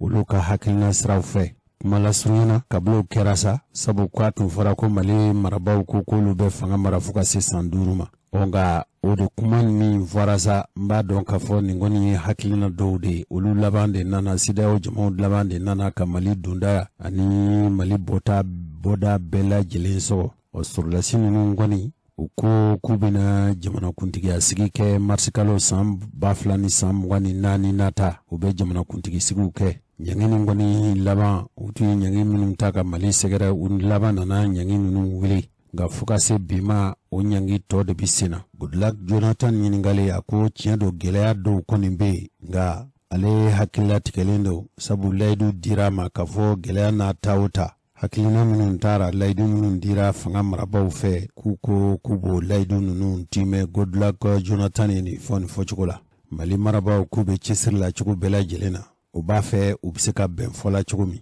kibaruya min sɔrɔla ka bɔ nin ko in na o ye k'a fɔ dɔlatɛmɛ fanga ɲɛmɔgɔw bɛ baara minnu na CEDEAO jamana marabaw bunun ɲɛsin fɛn min ma o dɔ ye jumɛn ye o ye sɔrɔlasi 46 minnu 49 tun don muso 3 tun b'a la Mali ye olu muso 3 ninnu bila cogo min na an bɛ se ka faamuyali kɛ fɔlɔ an t'a lajɛ wa min ye CEDEAO ka ciden a nana a ye fɛn minnu fɔ nazarakan na sabu layidu de don ani aw cɛ ni fɛn o fɛn n'o fɔra nazarakan na an b'a lajɛ k'o bayɛlɛma bamanankan na aw bɛ se ka faamuyali sɔrɔ cogo min na bisimila. Nka min ye Goodluck Jonathan ye yanni ani Asimi Goyita ka ɲɔgɔn ye min ye jamana marabolo ɲɛmɔgɔ ya kalifalen don min na yanni Choguel Kokala Mayiga ka baara daminɛ n'o ye Abdoulaye Mayiga ye Goodluck Jonathan taara a n'o ye kuma sigi cɛsiri minnu kɛra Mali fɛ colonel Abdoulaye Mayiga y'o cɛsiri ninnu ɲɛfɔ bisimila. Il faut rappeler que la dynamique enclenchée par le gouvernement fo ka hakilila jigin kɛ ka fɔ cɛsiri minnu bɛ ka kɛ Mali marabaaw fɛ bi est une traduction nin ye laada ye la volonté du chef de l'État président k'a fɔ ko nin ye ŋaniya lawaleyalen de n'o ye jamanakuntigi yɛrɛ ka ŋaniya lawaleyalen ye n'o ye Asimu la transition son excellence le colonel Assimi Goïta Assimi de réussir la mise en œuvre des réformes politiques majeures. Yɛlɛma o yɛlɛma n'u kan ka don Mali kɔnɔna na o yɛlɛma ninnu ɲɛ bi sɔrɔ cogo min ni wasa ye et l'organisation d'élections transparentes crédibles juste J'ai apaisé cogo min jamana kuntigi sigi minnu n'olu bolo dara a bɛ se ka kɛ ni jɛlenya ye a bɛ se ka kɛ ni ladiriya ye woyo tɛ k'a la mankan tɛ k'a la o de ye jamana marabaaw ka hami ye afin d'éviter les crises pré- ou post-électorales. Aussi le gouvernement cogo min wuti ninnu jamana kuntigi sigi ninnu n'o kɛra kɛfɛn ye woyo kana k'a la kɔfɛ ɲɔgɔn faamubaliya bɛnkobaliya ko la kana k'a la o de y'a to sa min ye jamana marabaaw ye dans la conduite des réformes politiques et électorales yɛlɛma minnu n'o kan ka s'inscrit don en droite ligne jamana baara ni jamana joli la ni kuntilenna pereperelatigɛlenw de ye dans les principes d'inclusivité maliden bɛɛ nin yɔrɔ b'a la maliden bɛɛ ka jɔda b'a la co-construction min bɛ se ka faso jɔ de transparence avec k'a jɔ ni jɛlenya ye l'ensemble ni des acteurs. jamanaden bɛɛ lajɛlen ye Titre d'illustration, 2 rencontres du cadre de concertation avec les partis politiques lalu min b'o waleya o ye k'a fɔ kunbɛn fila kɛra ni politikitɔnw ye les organisations de la société civile forobamɔgɔ minnu bɛ yen sont tenues o kɛra après la dernière réunion de notre comité de pilotage. Elles ont porté sur kɛra ni kulu min sigilen don ka nin ko ninnu bɛɛ lajɛlen labɛn a kɛra kɛcogo minnu na les modalités d'organisation de vote cogo di wuti ninnu bɛ se ka des labɛn réfugiés et des personnes déplacées internes. mɔgɔ minnu bɛ yen ni olu kɛlɛ fɛ u y'u sigiyɔrɔ bila ani kɔlɔlɔ ye maa minnu wuli ka b'u sigiyɔrɔ la Le jeudi 13 octobre octobre kalo tile tan ni 2022 et le vendredi filanan 21 octobre 2022 et les modalités de vote des éléments des forces de défense et de sécurité. olu bɛ se ka wote kɛ cogo min hali minnu ye jamana finitigiw ye olu fana bɛ se ka wote kɛ cogo min ni dabali ni fɛɛrɛ bɛɛ bɛ ka ɲɛɲini Mobilisés pour la sécurisation du processus électoral de jeudi minnu bɛ yen ni olu de bɛna wote kow kɔlɔsi ka kɔn jamanadenw ka wote ɲɛ olu finitigi ninnu ka wote bɛ kɛ kɛcogo min ni dabali ni fɛɛrɛ bɛɛ lajɛlen ɲɛɲini na 3 novembre 2022. Il a été mis en œuvre au niveau national un comité fɛɛrɛ tigɛlen don faso kɔnɔna na min b'a to lawaleyali de bɛ kɛ pilotage du référendum minnu jamanadenw hakilina bɛna ɲininkali min kɛ jamana dantigɛli ni sigi kan sariya kolow la yɛlɛmali la o baara minnu kan ka kɛ des élections le 12 wote septembre ko la 2022. septembre kalo tile 12 san 2022 la Ce comité est chargé d'assister le ministre de l'administration territoriale et o kulu nin ka baara ye jamana minisiri min sigilen don jamana kɔnɔna marako ni fanga cɛmabɔli la baara nin bɛ se ka kɛ kɛcogo ɲuman na cogo min de la décentralisation ani fanga cɛmabɔli minisiri kɔni dans ces tâches de préparation technique et fɛɛrɛ minnu kan ka tigɛ min b'a to jamana ka wote ko bɛɛ lajɛlen bɛ se ka kɛ d'organisation matérielle n'o ye wote ninnu kan ka kɛ kɛcogo min na kan ka kɛ kɛmina ni kɛmina ninnu ye opérations électorales relatives à l'élection du président de la République n'o ye jamanakuntigi sigi o kan ka kɛ kɛcogo o kɛcogo la a kan ka kɛ ni dabali ni fɛɛrɛ minnu bɛɛ lajɛlen ye des députés à l'Assemblée nationale min ye députéw fana sugandili ye des conseils des collectivités territoriales min ye jamana kɔrɔsigi kolo min n'o ye conseil ye olu sigicogo et au référendum. hali jamanadenw ni dungo ɲiningali yɛlɛma minnu kan ka don jamana dantigɛli ni sigi kan sariya sun sariya kolo dɔw la Il tient compte des attributions et de la mise en place de l'autorité indépendante de gestion min ka kan ka nin ko wote ko ninnu bɛɛ lajɛlen kɔlɔsi k'a lawaleya o sigicogo ani u ka baaraw kɛcogo fana na des élections. Au Il est décollage. composé de l'ensemble des structures impliquées dans fɛn o fɛn kulu o kulu bɛ yen n'o da kan ka don nin baara nin bɛɛ lajɛlen na l'organisation des élections wotew labɛn cogo la et des partenaires techniques et financiers. minnu bɛ yen n'o ye mali dɛmɛbaaw ye olu fana da ni u sen kan ka don Il nin est ko à in na cogo signaler min que ces activités concourent à la mise en œuvre cohérente nin baara ninnu bɛɛ lajɛlen kɛkun foyi t'a la minnu laɲini ye fɛn minnu ye n'o ye jamana in bɛ se ka segin a maracogo ɲuman na cogo min et efficace du chronogramme kɛcogo ɲuman na dɔgɔdali minnu kɛra du référendum des n'o élections. ye wote ko n'o ye jamanadenw ni dungo ɲininkali ye nin tun ye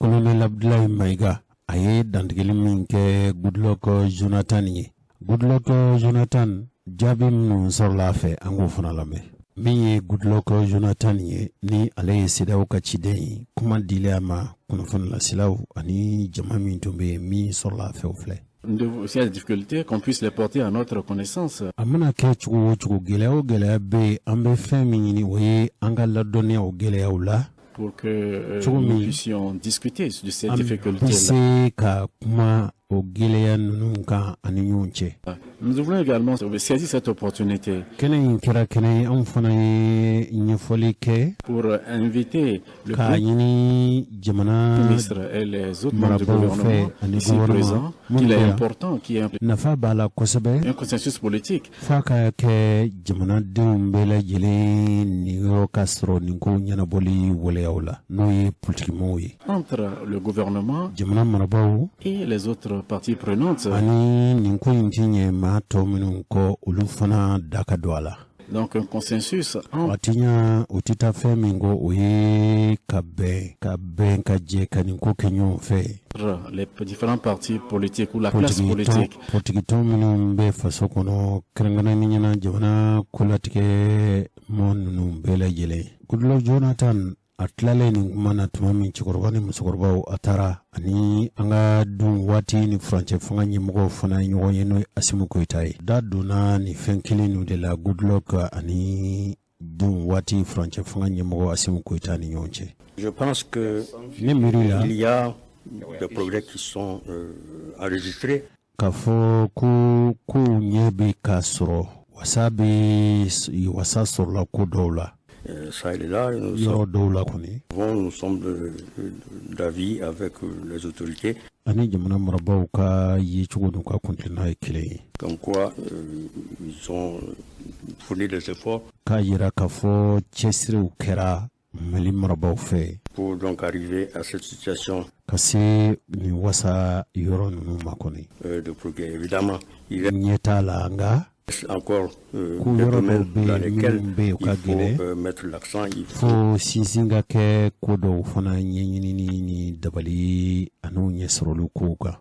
travailler d'arrache-pied. Mais nous sommes rassurés parce que nous avons eu comme réponse de la part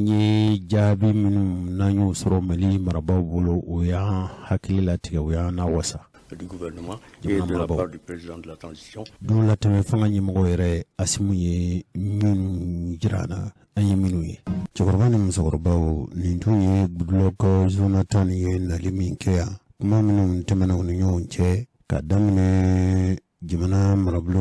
ɲɛmɔgɔya kalifalen don min na bi n'o ye Abdoulaye Mayiga ye ani Choguel Kokala Mayiga ka baara daminɛ fo ka se Asimu fɛ yen. Goodluck ye Jonathan ye fɛn minnu fɔ n'o ye CEDEAO ka ciden ye a ko ale limaniyalen don k'a fɔ Mali marabaw bɛ sira minnu fɛ tuma dɔ la laɲini minnu bɛ ka kɛ olu fɛ ko laɲini ninnu ɲɛ na sɔrɔ nka nin kalo in n'o ye décembre kalo ye n'i ma fili tile 4 lajɛ dɔ kan ka kɛ CEDEAO mɔgɔw fɛ n b'a dɔn da kan ka don fɛn min na kosɛbɛ o ye Mali bɛ lahala min na a nana jaabi minnu dira CEDEAO ka ciden ma da mina don la nka da mina don fɛn min fana na o ye Côte d'Ivoire ka jamanaden 46 minnu bɛ bolola Mali dugukolo kan ka sababu kɛ u nana na cogo min na an tɛna se ka fɛn wɛrɛ fɔ aw ye nka nin kuma in kɛra barosigi Mali jɔsen kɛnɛ kan. Mali alisilamɛw olu tun ye cidenw sɔrɔ ciden ninnu bɔra Côte d'Ivoire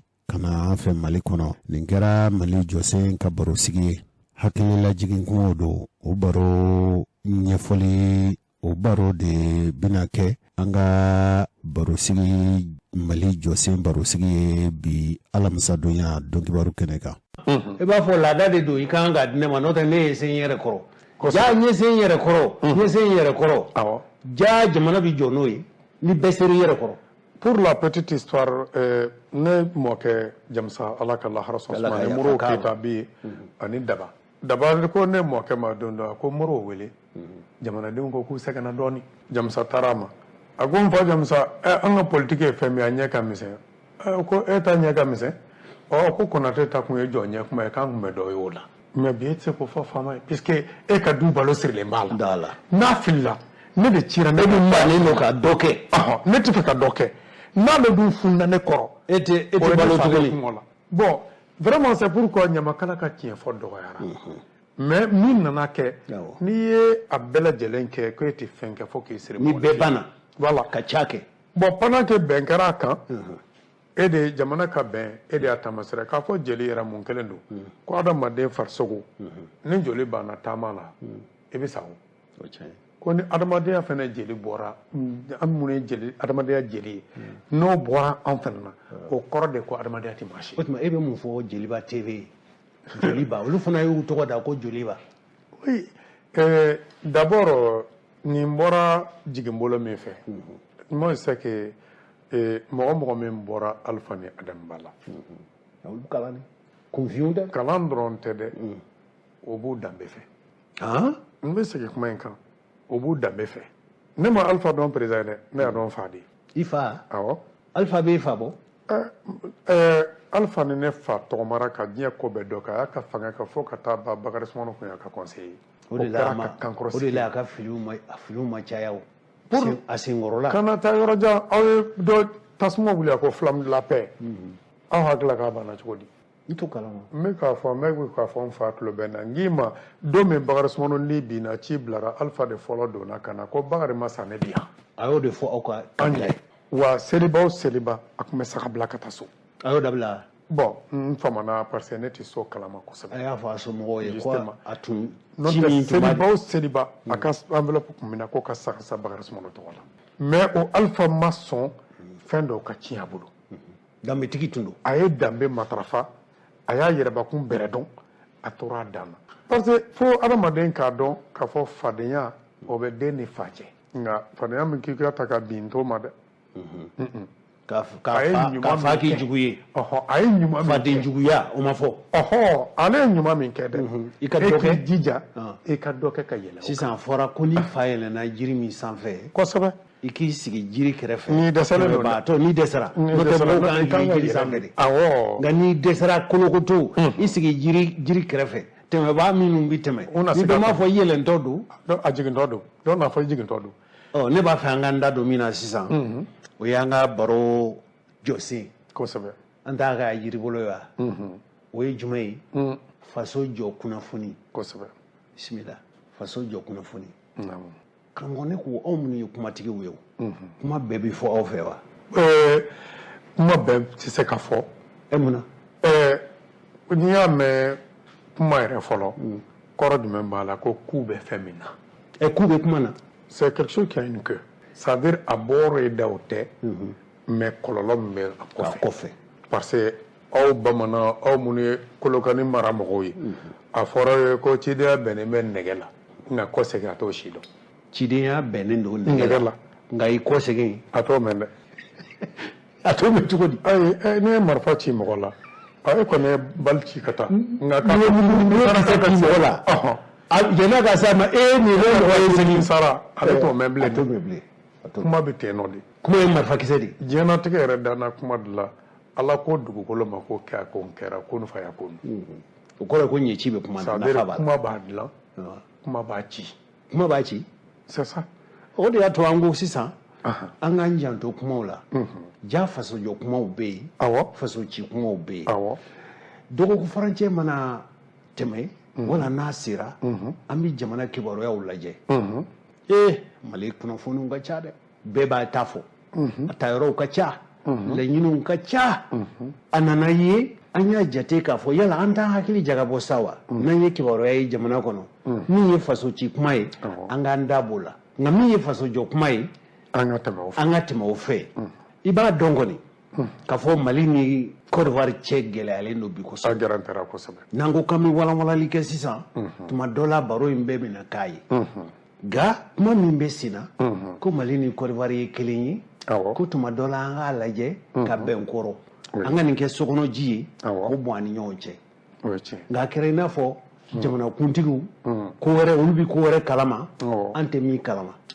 mali ni Côte d'Ivoire cɛ mankan ye e y'a ye cogo jumɛn justement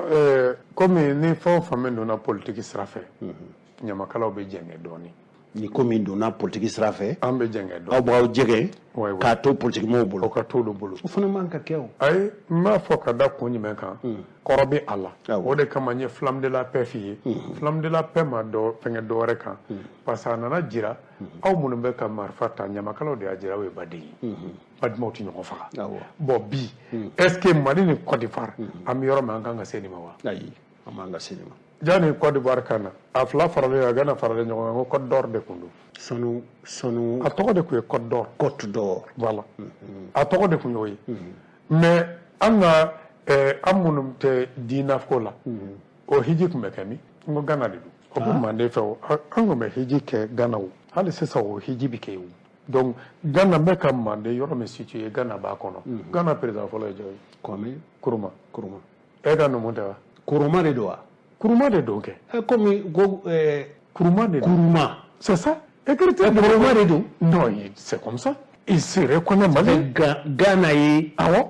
Manden de ye Mali de don Gana tɔgɔ tɛ dɔwɛrɛ ko Ngana déformé de don Ngana parce que arabu de fɔlɔ ye an ka tariku kuma ninnu n'o b'a la don dɛ n tulo b'a la o ne bɛ k'a f'i ye de o ne ko arabu de fɔlɔ la k'an ka tariku sɛbɛn mais les sons ŋɛ la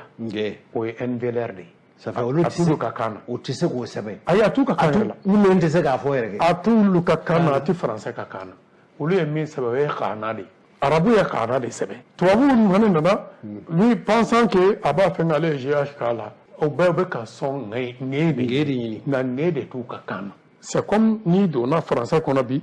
i bɛ taa sɔrɔ au moins kuma bɛ nin t'ulu fɛ yen nka n'i nana an mara V bɛ yan V tɛ bamanankan na anglais fɛ J tɛ donc nin t'ulu bara o de ɲinitɔ o de déformera olu y'o de kɛ GH ye k'a kɛ Gana ye mais Ngana ça fait nin bɛɛ ye Mali ye Ngana de ɲinitɔ aw ni nin kan ka kun kɔ oui bon n'i y'a jateminɛ o Gana maintenant wagati ma wele ko Côte d'Or dɔw de nana ba tigɛ ka taa ba kɔfɛla la ba tigɛlen on lui a demandé aw ye ba tigɛ den min ko den tora ba kɔfɛ n ko de ye bawulen ye alors ni o bɔra Gana na Gana dun ye Manden nimayɔrɔ dɔ ye e bɛ se k'a fɔ k'o t'i dɔ ye o ye dɔ ye c'est à dire tariku bannen ka na siri an bɛ jɛ adamadenya la c'est à dire i bɛ Gana ni Côte d'Ivoire fɛn o fɛn an bɛɛ ye sisan karamɔgɔ ne tun bɛ min ɲini aw fɛ Mali n'a teri jamanaw n'a sigiɲɔgɔn jamanaw ja an bɛɛ ye kelen ye siga t'o la ni ko gɛlɛyara ni ɲɔgɔn cɛ a bɛ se ka fɔ ni balimaya ye awɔ ni ma fili maliden dɔw sigilen don Côte d'Ivoire kosɛbɛ ka ca ye kosɛbɛ maliden yɛrɛ min cɛ k'a fɔ ni Mali ma fara an na u ka maa hakɛ min b'an fɛ yan n'an ko k'an bɛ nin maa 4,000,000 bɛɛ gɛn ko ka taa Mali kɔnɔ bi k'a bɛ gɛlɛya a bɛ gɛlɛya c'est évident olu de y'a fɔ maaw de wulila maliden minnu sigilen dɔ ye ko ka wuli ka na deli kɛ an k'a lajɛ maa fɔlɔ min nana alimami don an k'a ka kumakan lamɛn n'o ye alimami Konate ye ne tɔgɔ ye alimami Konate ne bɔra Côte d'Ivoire ne ye imamu ye délégation ɲɛmɔgɔ ye o ye Cheikh Mali Konate an farala an balima maliyɛnw kan ye ka na kuma an fa fɛ min ye Cheikh Ousmane Madani Haidara ni au conseil fɛ kuma min kɛra an ka ulama b'a mɔgɔ si la ka an ka lɔn n'an sera ala ta kɔ nouvelle diman bɛ sɔrɔ an ma nata n'ala sɔnna an bɛna nouvelle diman sɔrɔ hali bi ala an bɛ sababa ma inshallah tagabolo ka ɲi depuis an ma na an ka lɔn tagabolo bɛ ɲɛ parce que Mali nana n'o de ye Mali nana ni tagabolo ɲuman de ye an nana fana an jigi fara n'ala sɔnna an nisɔndiyali bɛ kɔsɛbɛ i ma nin mɛn kosɛbɛ hali n'i y'o yɛrɛ lajɛ ko alimami Konate Konate tɛ Keyita ye wa Konate Keyita Dante Sumano fa kelen ba kelen e yɛrɛ ye Keyita de ye awɔ min m'o fɔ n ye o bon comme histoire an kun bɛ bi jamana jɔsen de kan sinon n'an donn'a kɔnɔ ne y'u kɔrɔ ye ne y'u kɔrɔ de e ye Konate ni Keyita kɔrɔ de ani Dante ne y'a bɛɛ kɔrɔ ye jaw de y'a kɛ u bɛ siran u ɲɛna non parce que ɲamakala jeli kun ka dɔgɔn Kuyatew dɔrɔn de kun don c'est pourquoi u nafa kama Manden ko ka kabila bɛɛ berela lɔla fara u kan berela lɔla ye jɔn ye c'est comme sisan n'i donna e Jose Bara ko ka kabila kumatigi ta kabila kumatigi jɔn ye du denkɛ fɔlɔ tɛ wa parce que ko hakilimaya min b'o la o bɛ ɲamakalaw ta dafa pour que k'u nombre combler o de kama i bɛ Kone dɔ ye jeli don dɔ ta ye i bɛ Tarawele dɔ ye jeli don dɔ ta ye ni ye Keita jeli ta o ye an y'o ye Dantelakaw ye ni ye Traoré jeli ta Danbele bɛ Jabate bɛ ni kɛnɛ sigi ma kɛ aw kɔ dɛ an ka sariya dɔw la ko labanna bɛn kuma la ko labanna keleya kuma la minnu nana u ka question b'a la u ka sekuw b'a la maliyɛnw ka ɲɛmɔgɔba Côte d'Ivoire Moulaye Haidarabu ɲɛma u nana ko olu mana joni jalaki dilan kan mais an nana jigi kɛ ala ye k'u jigi kɛ Mali diinɛ ɲɛmɔgɔ ni Mali dɛmɛtigiw ye an ka fara ɲɔgɔn kan ka taa an ka faamaw deli yaasa fɛn min bɛ fɛ ka wuli a ka dala faga joona mankan don a ma fɔ ko Mali jo t'a la dɛ Mali jo b'a la diɲɛ b'o dɔn nka olu bɛ na olu de bɛ sigi la maa 4,000,000 u denw bɛ yen u mɔdenw bɛ yen u ka nafolo bɛ yen u bolofɛnw bɛ yen ko mana bilen cogo dɔ la bɛɛ b'o tɔ kɔrɔ dɔn o tuma ko k'a ɲini ka delili kɛ ka na ni bɛn ye ka na ni keleya ye bon Mali yɛrɛ ye bɛn jamana ni keleya jamana ni sigi ka kuma jamana de ye fɔlɔ de ɲɛdɔnna tun bɛ kɛ Mali la bi diɲɛ y'o dɔn ko mɔgɔ si tɛ se ka ɲɛdɔnna kɛ Mali la i bɛ kɛlɛ kɛ kun dɔ dugukolo kan n'i ma ɲɛ i bɛ kɛlɛ kɛ i bɛ kɛlɛ kɛ de ko fɛn min kɛra k'a ɲɔgɔn fila kana kɛ n'o tɛ kɛlɛ mɔgɔ faga tɛ kɛlɛ se kɛlɛ la a diya n'a se de fɛn min kɛra la o ɲɔgɔn kana k'i la Mali ye min yira n'a ɲɔgɔn wɛrɛ tɛ kɛ Mali la o a ɲɔgɔn wɛrɛ tɛ kɛ fiyewu an ka diinɛtigiw m'o dogo an b'an ka faamaw kɔ su an b'u kɔ tile danbetigiw m'o dogo an b'u kɔ su an b'u kɔ tile an bɛ Mali kɔ an bɛ malidenw kɔ n'i ko Mali ni maliden dan tɛ minnu sigilen bɛ Mali kɔnɔ yan dɛ minnu bɛ kɔ ka fana ye maliden de ye o tuma an b'olu hami n'olu jɔrɔla an bɛɛ b'a kɛ an kunna don ye o de ye an nakun ye u y'a kanu u ka jelikɛ de fɛ Samba Jabate o de n'u dara ɲɔgɔn kan Côte d'Ivoire ka na u selen Mali u y'a kanu ne ka k'u ka porte parole ye n fana y'o kɛ parce que jeliya ko bɛn de jeliya ko keleya de an bɛ Ala deli o bɛn de ka na faamaw u sɛbɛ dɔnna Mali sɛbɛ dɔnna o ye tiɲɛ yɛrɛ yɛrɛ ye o b'anw nisɔndiya an minnu da bɛ nin kuma la an bɛ nisɔndiya parce que n'i ye ɲɛmɔgɔ sɔrɔ mun bɛ se ka hami n'aw ka ko ye i bɛ nisɔndiya o tuma ko faamaw k'a lajɛ hakili kɔnɔ sisan jamana premier magistrat tɛ président yan ni sariya tilala ka jugement na président bɛ se ka yafa o o tiɲɛ an bɛɛ b'o dɔn jugement bɛ ka kɛ o ka kɛ an t'o contrôle parce que président ko k'a t'i da don sariya ko la o de y'a jo ye nka sariya ta kɔfɛ ale fana ta bɛ yen o fana ye tiɲɛ dɔ ye. karamɔgɔ nin fana ye suman'o ye dɛ nin ye soma ye wa. nin ne yɛrɛ baden dɔgɔkɛ ba kelen fa kelen. ko di. awɔ. ni y'i ba kelen fa kelen dɔgɔkɛ. ne bɛ Bakari Sumano la tɔgɔ la Ɲarela bulon kɔnɔ. Ɲarela Bamakɔ tutigɛbaw. awɔ. ale de bɛ yen aw tɔgɔ la. Bakari Sumano la tɔgɔ la. Mali fana tɛ ka jɔ o kɔ. kosɛbɛ. hali ni faamaw m'aw dɔn. laada mɔgɔw kɔni b'aw dɔn. kosɛbɛ kosɛbɛ. yan'an ka se ɲamakala cɛ in ma. min bɔra Côte d'Ivoire. awɔ. maliden dɔ bɛ yen ko Modibo Dunbiya. ale bɛ taali ka segin de la Mali ni Côte d'Ivoire cɛ. kosɛbɛ kosɛbɛ. an k'ale fana lamɛn. Modibo Dunbiya bon san 30 na ni n bɛ taa Côte d'Ivoire n bɛ taa ka segin kɛ Mali ni Côte d'Ivoire ni ɲɔgɔn cɛ n ka ciw caman bɛ Côte d'Ivoire en même temps ni malien lecteur bɛ baara caman kɛ ɲɔgɔn fɛ o Côte d'Ivoire sigi la yen Mali ni Côte d'Ivoire cɛ a ka kan minnu sigilen bɛ yen nɔ ani an minnu bɛ yan nɔ an bɛɛ ka fara ɲɔgɔn kan pour que fitini minnu bɛ ka ɲini ka kɛ jamana fila ni ɲɔgɔn cɛ a fitini Ala ka ji k'a fura ye o de y'a to ni Ivoiriyɛnw anw minnu sigilen bɛ Côte d'Ivoire n'u wulila ka na se ɲɛmɔgɔw ma ka na se jinɛmɔgɔw ma u ka bolibolo kɛ minnu kumakanw lamɛn n'o jamana kɔnɔ a ka kan o fɛn ka wuli k'u jɔ walasa fitini bɛ ka wuli ji ka k'a fura ye Ala ka don a la Ala mɔgɔw da ka don a la pour que a ko bɛ se ka nɔgɔya ne yɛrɛ bɔra Côte d'Ivoire sisan maliyɛnw u haminen don u jɔrɔlen don ne taara fo Côte d'Ivoire yɛrɛ faamaw donna dɔw kan o fana haminen don u jɔrɔlen don donc ko min kelen don hali n'a y'a sɔrɔ a ma bɛn anw bolo jamana population filaw ni ɲɔgɔn cɛ olu ka intérêt kosɔn population ka intérêt kosɔn k'a lajɛ ni hakili ye fɛn dɔ bɛ digi an ma latigɛ wɛrɛ ci kun bɔ donc ne kɔni bolo jamana ɲɛmaaw filaw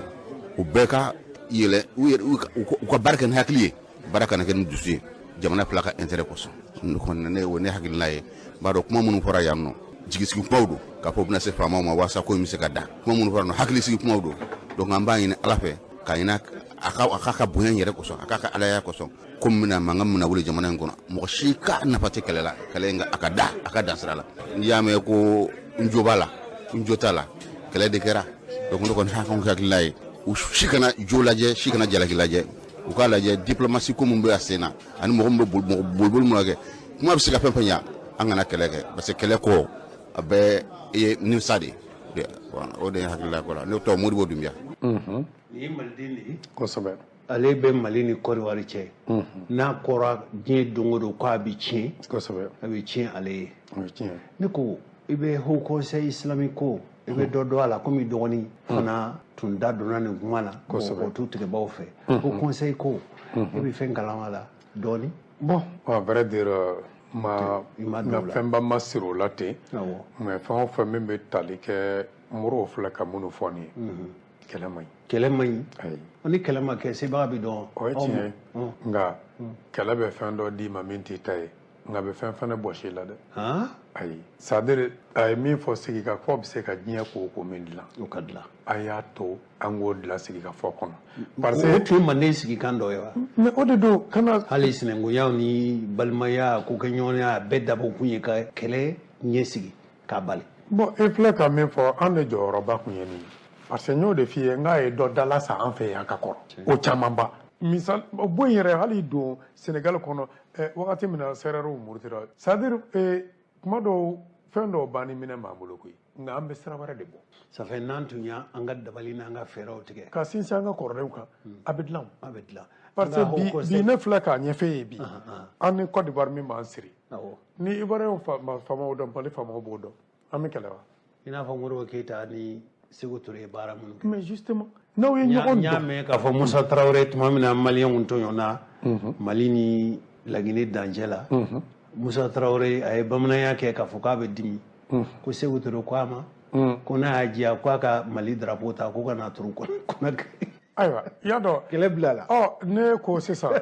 ko i tɛ fa dumuni na ne ko n ko nogo tɛ n kɔnɔ an bɛ kɛlɛ wa. a tɛ kɛlɛ. voilà c'est pour dire a ye min fɔ hakili bɛ bila dusu ɲɛ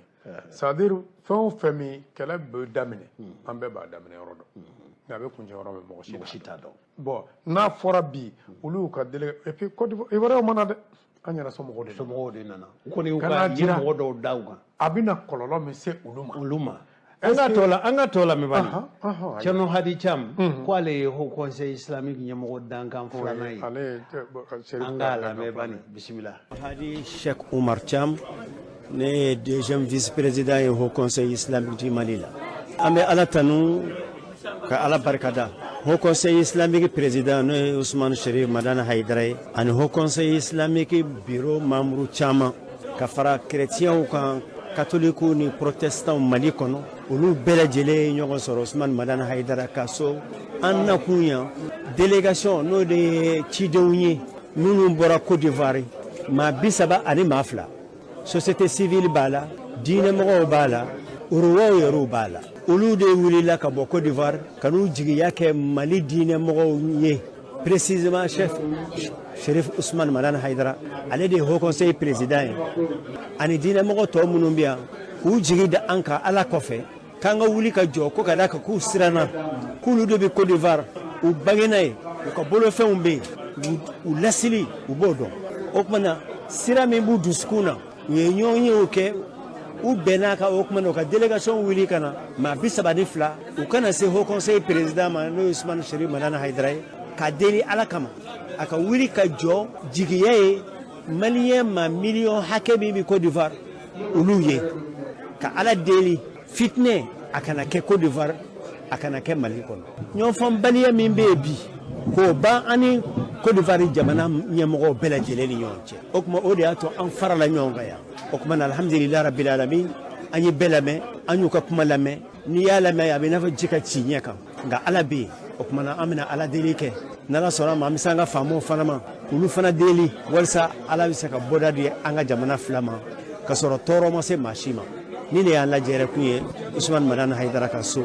Haut Conseil tɔgɔ la ani diinɛmɔgɔ bɛɛ lajɛlen tɔgɔ la. Malidenw yɛrɛ caman haminen don hali n'an danna an ka jamanaden minnu bɛ yen Haut Conseil islamique a ɲɛmɔgɔ filanan dɔ fana bɛ yen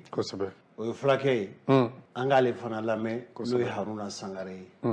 donc hukumu kɔnɔna na alhamdulilayi rabbil alamin a seyɛri sere fɛ ala b'a dɔn yanni nin délégation yɛrɛ ka se yan a ye wulikajɔ min kɛ nin ko in na ala dɔrɔn de b'a hakɛ dɔn anw yɛrɛ bi Haut Conseil islamique la a y'an wele siɲɛ hakɛ min na nin ko in ala dɔrɔn de b'a da dɔn donc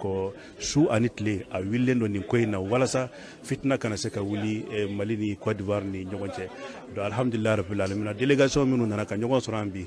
ni ala sɔnna an hakili b'a la ni ala sɔnna a bɛ kɛ ko ɲuman ye donc ni mankan fitinin min b'a ni ɲɔgɔn cɛ ni ala sɔnna ala bi a ban ka d'a kan Mali ni Côte d'Ivoire n y'a fɔ cogoya min na an bɛɛ ba kelenw ye an bɛɛ fa kelenw ye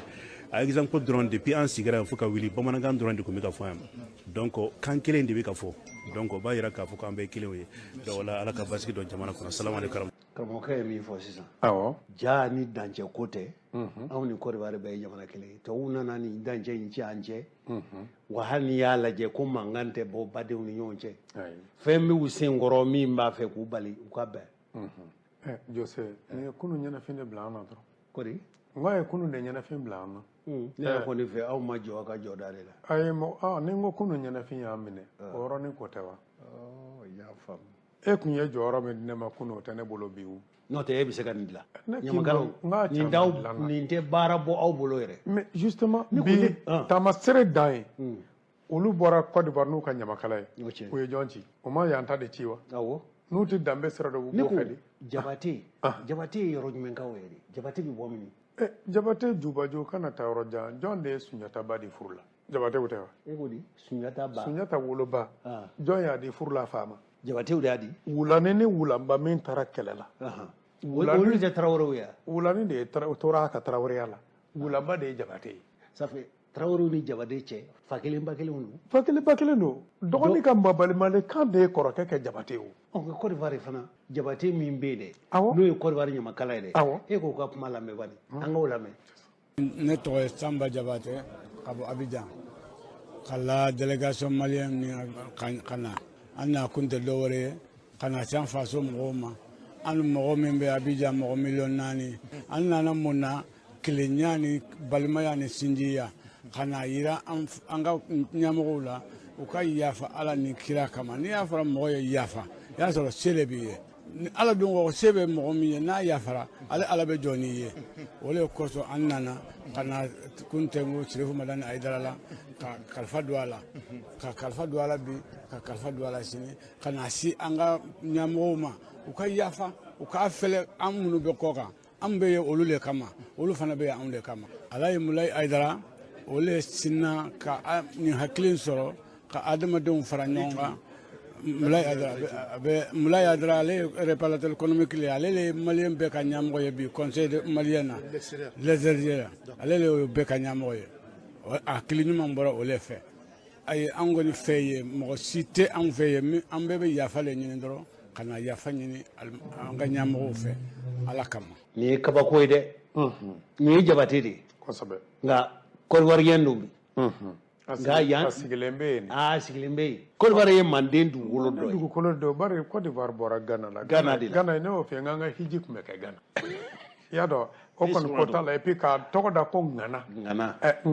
Ngana o kɔrɔ ye de Ngana tɛ wulu ka kan ye Ngana kan de don parce que Wagadu masakɛ olu de tun k'a fɔ k'an bɛ taa masakɛ fɛ yen o tun bɛ taa fɔ ko n bɛ taa Ngana fɛ yen n bɛ taa Ngana fɛ yen olu ye Ngana de kɛ a tɔgɔ ye sisan ne b'a fɛ ka fɛn min baro sigi ka dɔ k'a la ne m'a ye ka fɔ Manden Mali kɔnɔ yan ko kɛra ko muso ma sɔrɔ a la o de la ka kɛ bon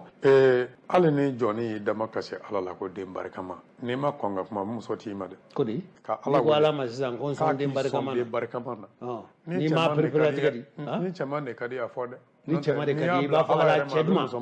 nka n'i ko den barikama a bɛ kɛ muso de ye a bɛ musoman de maliden dɔ sigilen dɔ ye muso don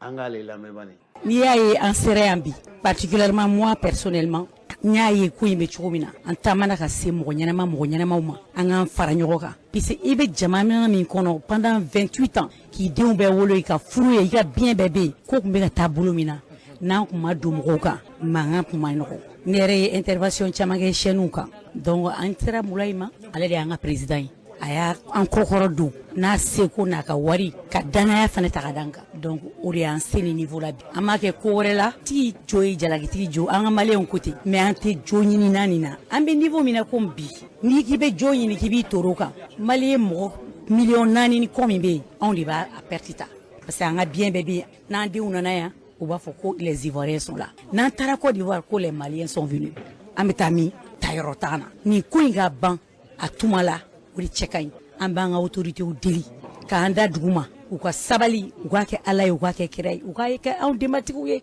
mɔgɔ 49 dɔrɔn ka ca mais mɔgɔ 4 min bɛ u ka ca fana dɛ u kɔn'a to ko ka anw sɔrɔ an ka biɲɛ minnu bɛ yen an den minnu bɛ yen an balima minnu bɛ yen pour que an bɛ lafiya sɔrɔ hali n'an bɛ taama na u b'a fɔ chacun son malien yɔrɔ u b'o de fɔ ani Tumani Jabate Sidiki fa vraiment u bɛɛ y'u impliqué an sen ser'u fɛn fɛn ma ko Madina an b'a ala ko an b'aw kɔ ni jamaba in denbatigiw ka da i la i n'i ka musoya i n'i ka denmisɛnya an bɛ ala fo k'a barikada an y'an jigi kɛ ala ye k'a k'a kira ye k'an jigi kɛ sirifukɛ ye colonel Asimi Koyita a n'a ka mɔgɔ bɛɛ ka bɔ ka se Wage n bɛ se min tɔgɔ la n tɛ se min tɔgɔ la an bolo fila b'an k'aw ye an ti jo ɲinina min kɛra bɛɛ b'a dɔn a ma bɛn mais mɔgɔ bɛ joli to i la ka dɔn u ka sabali u k'a to u ka na u ka so u bɔ u ka so dɛ mais n'u nana u ka denbaya kɔrɔ o de b'anw lafiya u b'an hakili sigi k'u ka sabali.